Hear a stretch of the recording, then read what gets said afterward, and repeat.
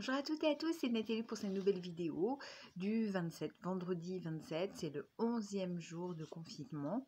Je vous avais dit que je ferai une petite, non, elle sera peut-être un peu longue, je vais essayer de raccourcir, une petite vidéo de présentation me concernant. Alors il y en a beaucoup qui sont au courant de tout, mais je vais le refaire pour tous les nouveaux qui ne me connaissent pas forcément. Donc, moi, j'ai 45 ans, je suis mariée et j'ai 3 enfants qui ont respectivement, là, dans pas longtemps, 21, 19 et 13. Je les vieillis, hein, parce que je les ai pas encore, mais ça va arriver très vite, à avril, mai, juin. Ma CEP a été diagnostiquée en 1996. Les médecins, par contre, eux, étaient au courant avant. Mais le diagnostic posé, vraiment, c'est août 96. J'ai eu mes premiers épisodes, en fait, aussi loin que je me souvienne, j'avais 16 ans.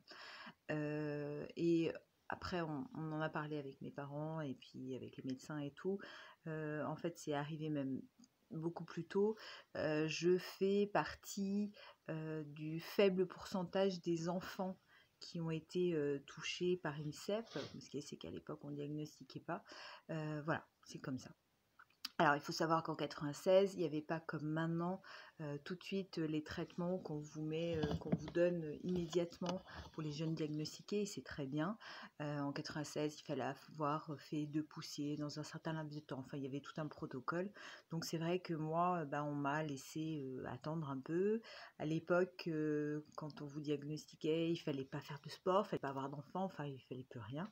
Voilà.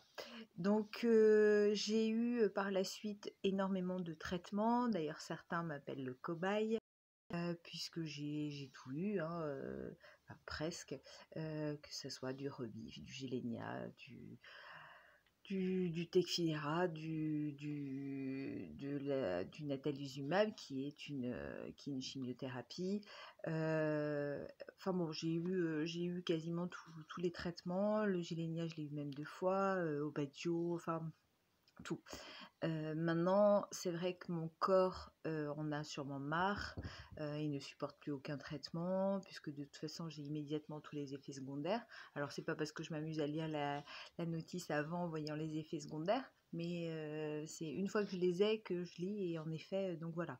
Moi voilà, mon corps refuse tout traitement, donc là ça fait 2 ans à peu près que j'ai plus de traitement. Mon état, il reste le même. C'est pas génial, mais de toute façon, c'était comme ça avant. Donc voilà. Il faut savoir que je fais depuis, je sais plus, je suis pas. Alors certains savent exactement combien de poussées ils ont fait, à quelle date et quoi ou qu'est-ce. Moi perso, c'est dans un coin de mon cerveau, mais très très loin, et je ne veux pas me rappeler de ça et me dire oui, à mon nouvel IRM, il y a tant de lésions, il y a tant de trucs. Non, moi c'est pas mon truc, je veux pas focaliser là-dessus. Donc là, depuis à peu près 4-5 ans, je fais des autosondages. J'ai des injections de toxines botuliques dans la vessie une fois par an. C'est génial pour moi parce qu'auparavant, les problèmes urinaires étaient une catastrophe pour moi. À partir de 17 h, il ne fallait plus que je boite une goutte d'eau ou d'autres choses, puisque sinon je passais ma nuit aux toilettes. J'ai été jusqu'à 20 fois me lever la nuit. Donc c'était assez catastrophique.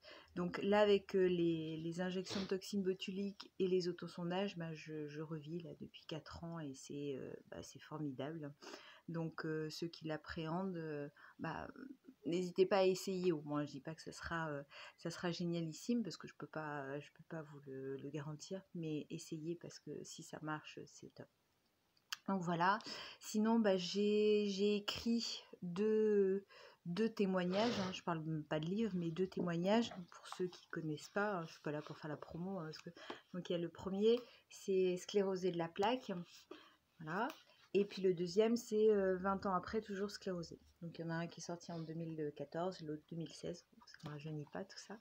Et puis on était passé avec moi d'abord, mais après il y a ma famille, mon mari et mes enfants qui sont venus sur le plateau, à toute une histoire sur France 2, qui était animée par Sophie Davant. Donc ça, vous pouvez le retrouver. Je vais essayer, mais je suis pas très douée, de vous mettre le lien sur la vidéo. Mais vous pouvez vous taper toute une histoire Sclérose en plaques, vous le retrouvez sur YouTube et sincèrement, l'émission elle est chouette, hein. Donc n'hésitez pas à la regarder, voilà. Et puis il y a 3 ans et demi, là bientôt, j'ai décidé de créer une chaîne YouTube alors au départ je faisais 2 vidéos par semaine, et puis donc pour essayer déjà de montrer aux gens qu'ils n'étaient pas tout seuls, et puis essayer de parler d'un maximum de sujets. Donc j'ai parlé, mais je pense de beaucoup, beaucoup de sujets, que ça soit la fatigue, parce que la fatigue, ça c'est quelque chose que les gens ne comprennent pas forcément, parce que la fatigue, c'est pas, comme je dis toujours, la fatigue classique, parce qu'on est toujours tous fatigués un jour ou l'autre. Là, c'est une fatigue autre. J'ai parlé de la grossesse, des traitements, de plein, plein de choses, du travail, de tout. Donc il faut et puis j'ai parlé aussi des aidants, parce que les aidants on les oublie très souvent, et c'est très très important, parce que peut-être que physiquement ils n'ont pas des douleurs, des gènes, enfin tout ça comme nous, mais ils souffrent aussi énormément. Et on n'en parle pas toujours forcément assez. Donc, voilà. Donc, c'est aussi à nous, parce que je parle de notre caractère, parce qu'on a souvent un caractère puant, faut bien le dire. Donc, eux, ils sont obligés de vivre ça au quotidien. Et c'est pas évident pour eux. Donc, des fois, ça serait bien que je parle de nous, malades, qu'on pense un petit peu à l'entourage, parce que on les épargne pas toujours. Donc voilà, le rôle des aidants est très important et il faut les en remercier énormément. Donc voilà, moi c'est vrai que de par la chaîne, les livres, tout ça, c'est vraiment pour montrer aux gens que ils sont pas tout seuls.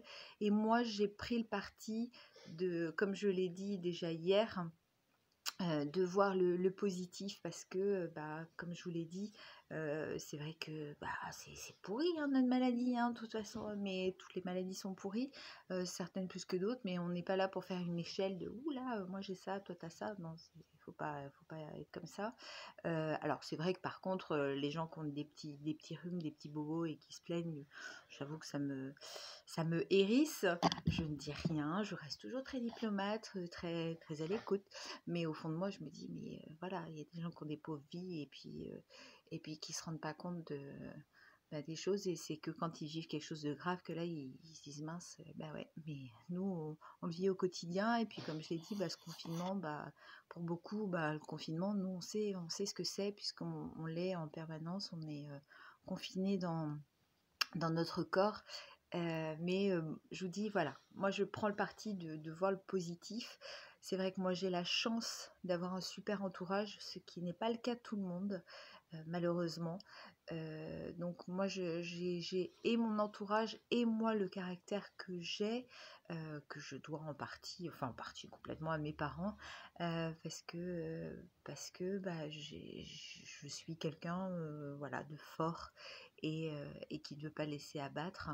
Et c'est grâce à ça que j'ai réussi à avancer. Alors c'est vrai que moi maintenant, marcher, c'est un peu compliqué. Oui, je vais marcher sur 20 mètres, 30 mètres. Des fois, Baptiste m'a demandé de courir. Alors ça l'a fait beaucoup rire, parce que je suis incapable de courir, mais même juste le mouvement, je ne peux pas le faire. Il y a plein de choses que je ne peux pas faire, puisque la fatigue, elle vous prend. Mais c'est pas grave, j'essaye de... Alors je pousse peut-être un petit peu trop, mais c'est ça qui me fait avancer. Sinon, donc mon bilan pour les jeunes diagnostiqués, jeunes, je parle pas forcément en âge, mais qui viennent d'être diagnostiqués, moi j'ai un espoir énorme pour eux, puisque d'emblée vous avez un traitement. Vous savez que la recherche avance énormément, et on vous laisse pas comme moi pendant je sais pas combien de temps sans rien. Donc moi je sais que pour vous, on trouvera de toute façon quelque chose. Ça c'est certain. Moi je sais que pour les gens comme moi, c'est trop tard, mais je le dis pas du tout du côté fataliste. Non, c'est trop tard, parce que tout ce que j'ai perdu, je l'ai perdu, et puis ça reviendra pas. D'autant plus que là, on m'a trouvé un nouveau truc à l'IRM, enfin, qui a priori n'est pas en relation avec la CEP. Enfin bref, je sais pas. Mais là, j'ai plein d'autres merdes qui viennent se greffer, mais c'est comme ça, et puis voilà. Mais bref, pour revenir au nouveau diagnostiqué, pour vous, je sais que voilà, ça va le faire de toute façon, et puis il faut rester positif. Alors, je pense qu'il y en a une notamment qui va être déçue parce que je n'ai pas parlé assez en détail précisément de la CEP, mais comme je le dis, j'ai fait plus de 200 vidéos sur énormément de sujets. Donc, il faut regarder toutes les vidéos, hein, il faut s'amuser à le faire. Moi, je passais du temps à les faire, les vidéos. Et voilà, le sujet qui vous intéresse, que ce soit le travail, la grossesse, tout. Enfin, voilà. Donc, je vous fais plein de gros bisous et portez-vous bien, prenez soin de vous. Si vous êtes tout seul, vous téléphonez à Pierre, Paul, Jacques, voilà, à qui vous voulez, mais vous ne restez pas tout seul. Regardez la télé, c'est bien, les infos c'est bien, mais pas non plus H24 en boucle. Et voilà, et il y a plein de choses à faire. On peut visiter des musées sur la télé et tout. Enfin, on peut faire plein de choses. Donc n'hésitez pas. Plein de gros bisous. Puis ben à demain.